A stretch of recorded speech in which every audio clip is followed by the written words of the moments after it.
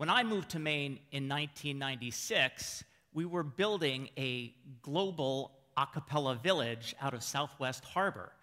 We were plucking fans of barbershop quartets from over here, and fans of doo-wop a cappella from the street corner, and fans of college a cappella from places like this, and fans of all kinds of a cappella music from their isolated niches, and we were bringing them together under a single a cappella music umbrella, and it worked.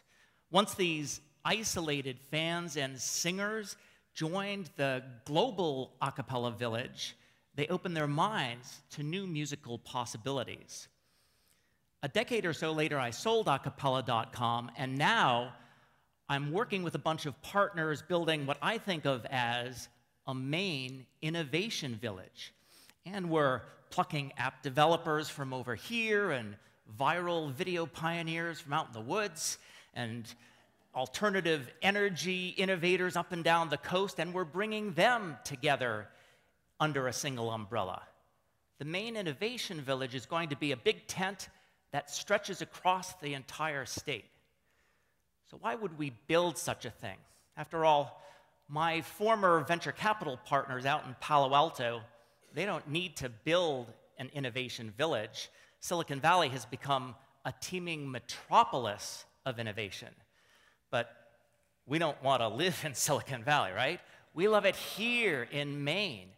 But we just want some of that energy, the magic that comes from the collisions of high-energy creative thinkers. So imagine, instead of a teeming metropolis, a virtual village, 2,000 innovators across Maine, connected but not crowded. Connections come naturally here in the village of Maine. I think probably we all have our stories of the 2 degrees of separation here, right? Yeah.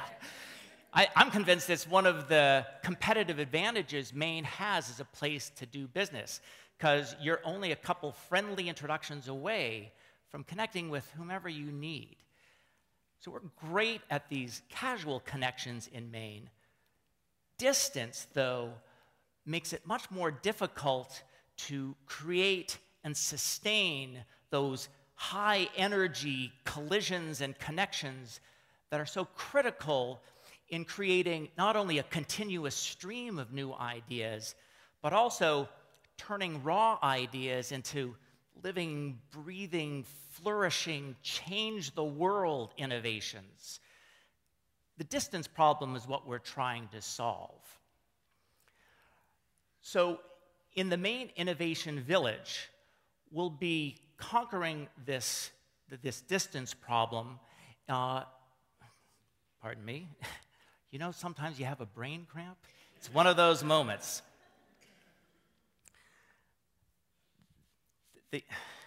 Sorry about that. The distance problem is what we're trying to solve, because lonely innovators out in the woods, they don't succeed. It actually takes a team to build an innovation. In fact, you could say it takes a village to create an innovation, to raise an innovation. And just like raising kids, raising young innovations takes a lot of nurturing and encouragement, because they all fall down a lot. The first time your kid falls off their bike, you don't say, "You're a failure." So similarly, in the Maine Innovation Village, yeah, you don't do that. We're going to embrace the fact that failure is a normal part of making ideas successful. And while we may not be using baby voices to encourage these young innovations, we will be using a kind of living dialect. Imagine you're down at the Innovation Village Cafe. You'll hear a mix of Maine innovation engineering speak and Silicon Valley talk, kind of like this. My MVP is rating low on the meaningfully unique scale, so it's time to pivot. Now, in Silicon Valley, they've got an innovation dialect. They embrace failure. But instead of an environment where you have 10,000 app developers who spend their time talking to each other, in the much smaller Maine Innovation Village, will actually benefit greatly from the diversity of our conversations. Mouse geneticists talking with plein air artists who are conversing with foodie rock stars. And this is actually a big deal because some of the most important innovations come from the intersection of unexpected ideas. The European Renaissance was fueled by the Medicis, who brought together writers and artists and scientists and scholars. In his book, The Medici Effect, Franz Johansson argues that the most breakthrough ideas come when we take concepts from one field and put them into unfamiliar territory, like dancers using software. So what happens when the scientists, the algae scientists of Bigelow Labs talk to UMaine's composite manufacturing gurus, or material scientists hobnob with aquaculture entrepreneurs, or a cappella moguls hang out with experts in Mideast entrepreneurship? What happens is the Maine Renaissance.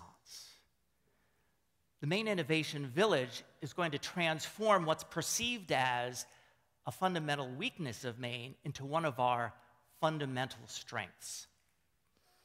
The Maine Innovation Village is currently under construction, and we'd love to co-invent it with you. In fact, I look forward to sitting with you down at that innovation cafe where we'll sit around a table and sip something, of course, we can't yet imagine. And I'll lean over and say, "Po!" And since you've all used Colin's techniques that he talked about to learn the language of Maine innovation engineering, you know that PO is a provocation. And what follows a PO is one of 5 different techniques designed to generate nonlinear ideas, wildly unique ideas. Like PO, eliminate something we take for granted. Restaurants that don't serve food. How's that possible? PO, exaggerate a feature. Dancers that leap 2 stories high. How's that possible? PO, reverse the normal order of things. So you wait for it. PO, Silicon Valley is using Maine's innovations every day.